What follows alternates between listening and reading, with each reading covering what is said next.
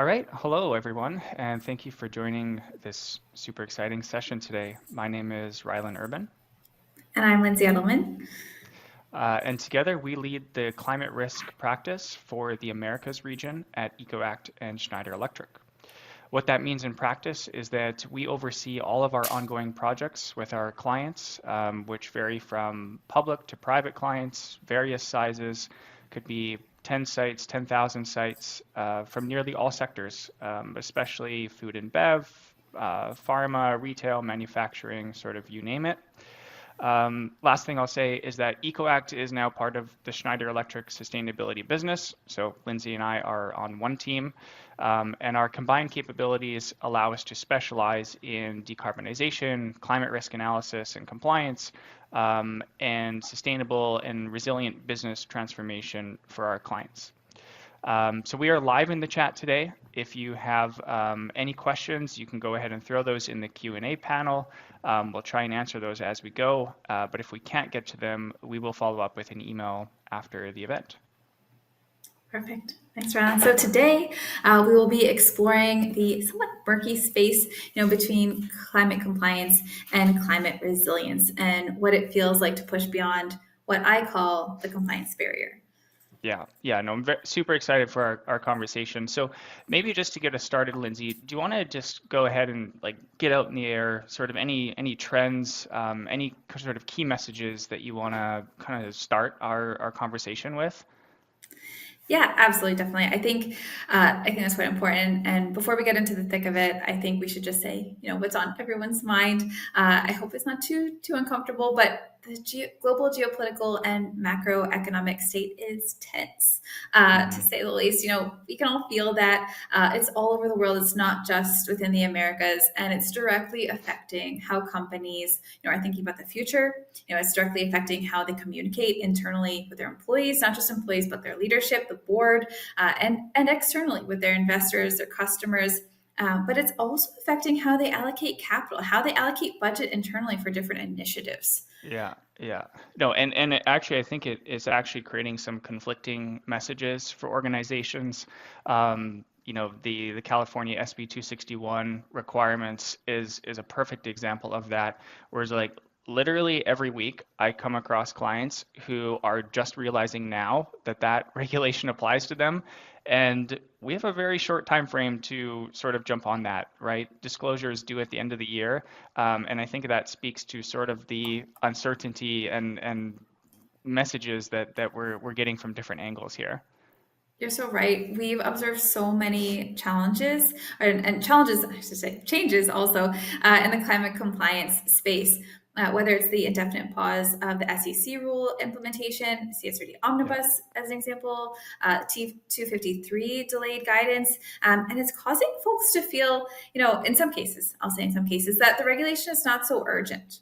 And that can we really move the needle if we're not in agreement? And I think it's leaving some folks, I feel this, a little bit numb to the compliance environment. I don't know if you feel that. Yeah, and even I think an interesting point here is the hesitancy we're seeing around voluntary disclosures as well, like the CDP. And I guess, are you seeing that there's something similar with your clients there too? Definitely. I think the transition we've had from the voluntary space to the compliance and mandatory space has been quite quick. It's just last year, for the most part, people were responding to CDP and CDP only. I mean, maybe GRI and DGS and others, but now preparing for being regulated or being mandated to publish something in potentially multiple jurisdictions isn't comfortable for public and private companies. And I think it has to do with something, with companies' agency feeling that this agency is being taken away from this shift from voluntary to mandatory. And I don't think it has to be that way. Right.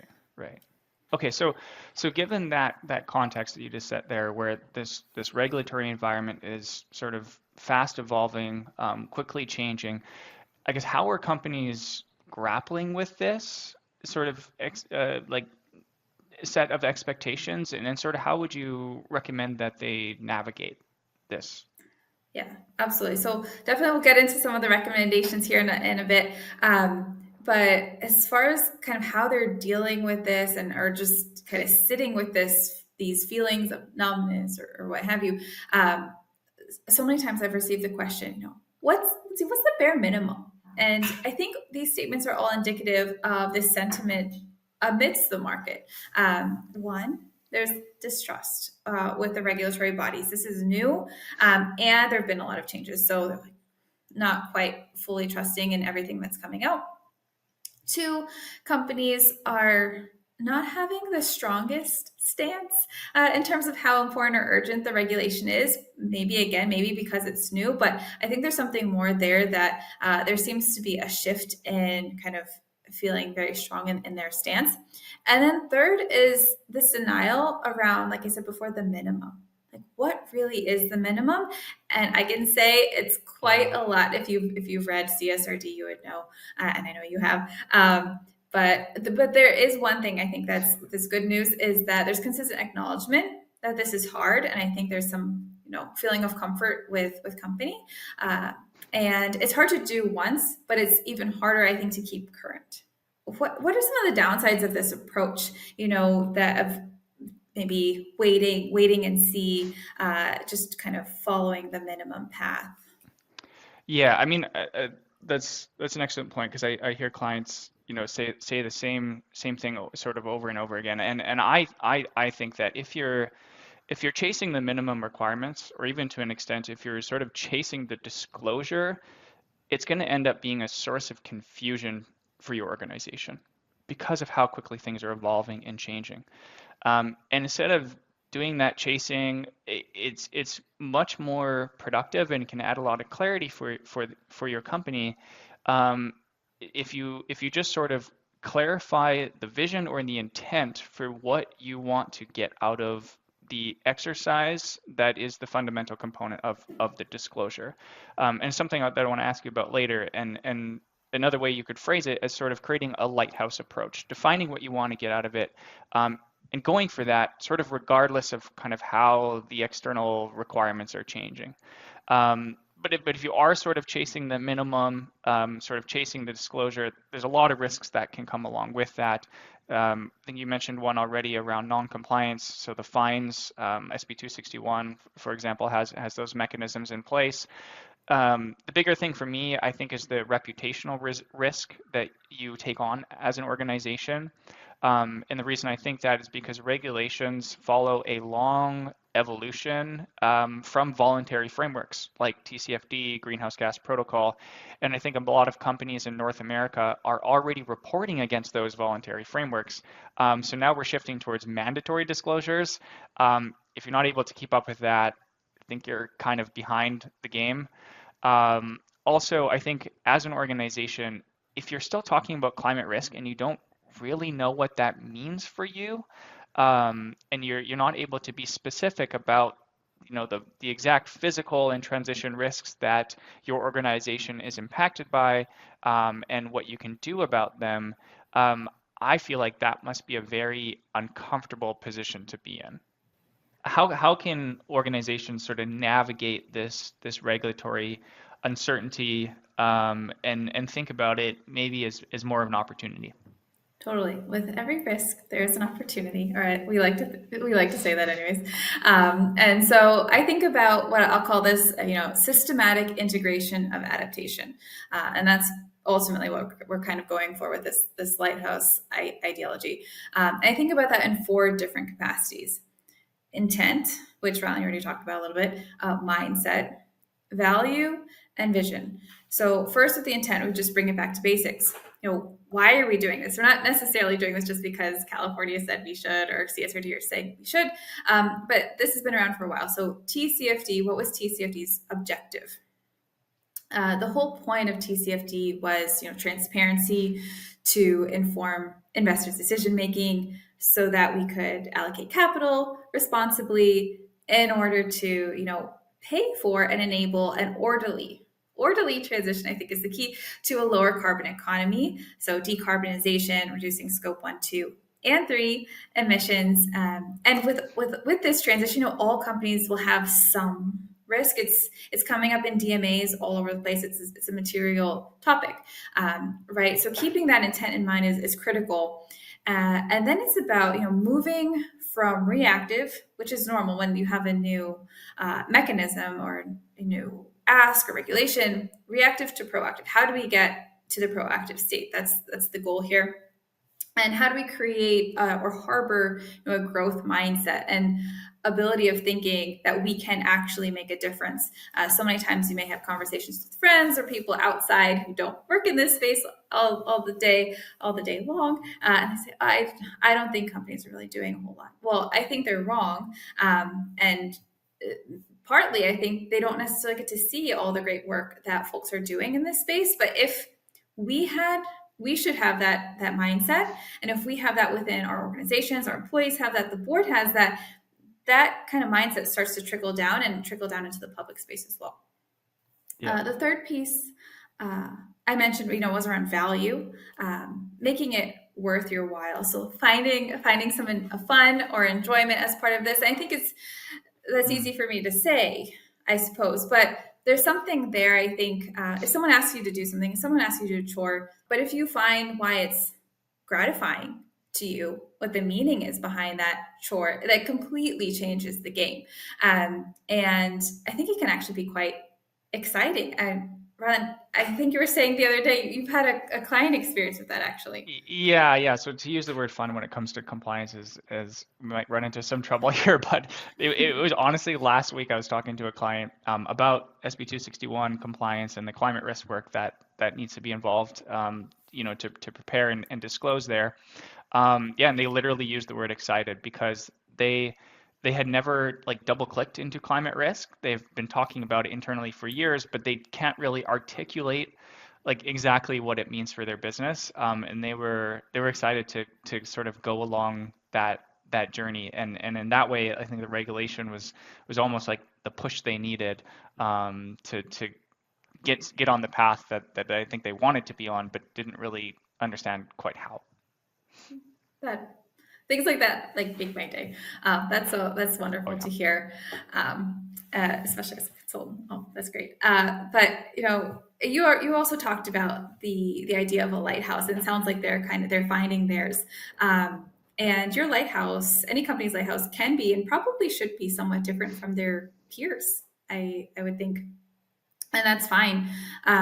But if you don't have one, I think there's a risk that, like you said before, you might get lost or it might take you longer to navigate the compliance environment because there's so much change happening around you. And we talked about this before. We're not necessarily going to do something just because someone asks us to. I think that's a pretty human reaction. But don't do it for them. That I think is my feedback. Don't do it for anyone else just because they're asking you to. Do it for you, do it for your company, and do it in a way that aligns with your company's vision and values. And it's all about finding that connection, and TCFD calls this the focal question, which I love so very much. And I think it's one of those steps in the process that are often overlooked. And this is where you find that opportunity to underscore, value to your business, how you can invest and differentiate based on your company's strengths, identify and protect against your vulnerabilities. And ultimately, I think that helps you feel comfortable talking about this externally and internally, internally with your board, your leadership. And those are those top-down reasons. Those are your why reasons. So, I'm sure some of you are thinking, well, that's just a consultant's view. It's fine to say something will be fun and it'll be fine. But I'm not going to tell you you're necessarily wrong. We are consultants. We get to think about this all day long, which is what we love. But when you think about how much time we get to spend in this space and working with companies navigate this complexity, Rylan, I'd love to hear from you and your experience. What do companies get out of this style of thinking around systematic integration of adaptation? Yeah. So just like sort of building off the points that you mentioned, I think that having a clear vision and intent as an organization, sort of aligned with the value that you want to get out of the exercise, is important to get the buy-in that you need from leadership within your organization, as well as other business stakeholders who often need to be heavily involved in the process. So this is never something that you're undertaking within your own function, regardless of what your role is, you need to involve others. And sort of aligning with the business value, adopting the right mindset, the things you mentioned, I think gives you confidence that you're walking your talk, and will help to engage those individuals that you need to.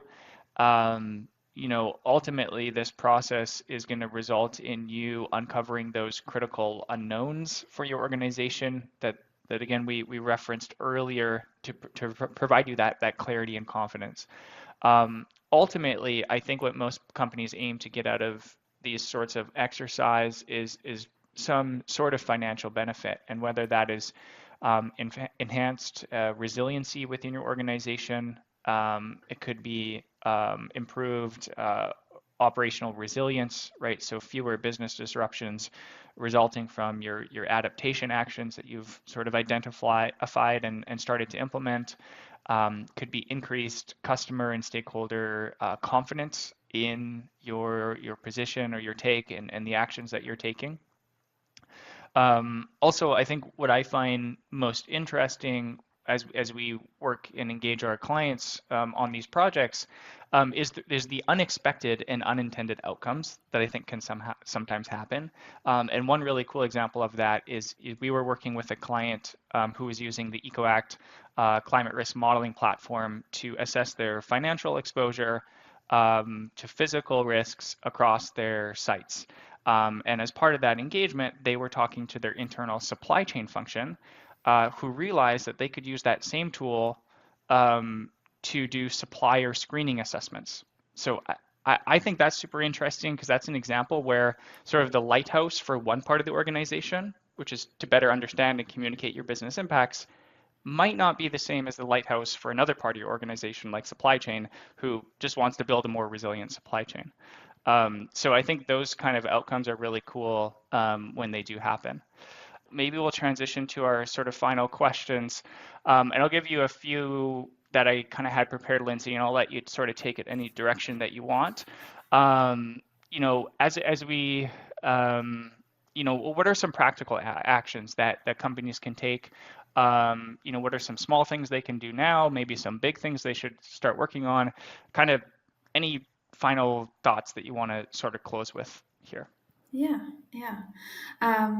So I think there's some conversations internally that are really important to have, no matter where you are in your journey. You might already have a publication, and you're like, "I'm good. I have the minimum, right?" But that's what about beyond that? What about in 2 years from now for the next reporting cycle for California or for CSRD? Will this be enough? Maybe not. And that's the point, is that this is always going to be changing. So having those conversations with your sustainability lead, your ERM lead, starting to probe around value, start contemplating those focal questions that we talked about earlier. What actually resonates with your business? What will resonate with your employees, your board? Do you have the full picture of the scope of compliance within your organization? And I think the last piece, which I thought a little bit about recently, is we work so much in the space of identifying and assessing risk. And the idea, and where we would love the market to be, is to move into the conversation of folks actually wanting to, or actually knowing what their risk is. But let's talk about implementing adaptation, putting in place those resiliency measures. And that's quite different. That's a very different conversation. It's also very different from regularly monitoring risk and reporting on those topics. Those are four very different things. Yeah. And my key takeaway, just be quick here, is to just get started, to cut through the noise. There's no sense waiting. Sort of like find your lighthouse and go for it. That's sort of the only option at this point. Thank you so much for having this conversation today. For everyone who attended, watch your inbox. We'll follow up via email with some of the resources that we shared today, answer any questions that we maybe didn't get to, or also feel free to stop by our virtual booth, which can be found in the exhibitors tab at the top of the page. But yeah, thank you very much. Thank you.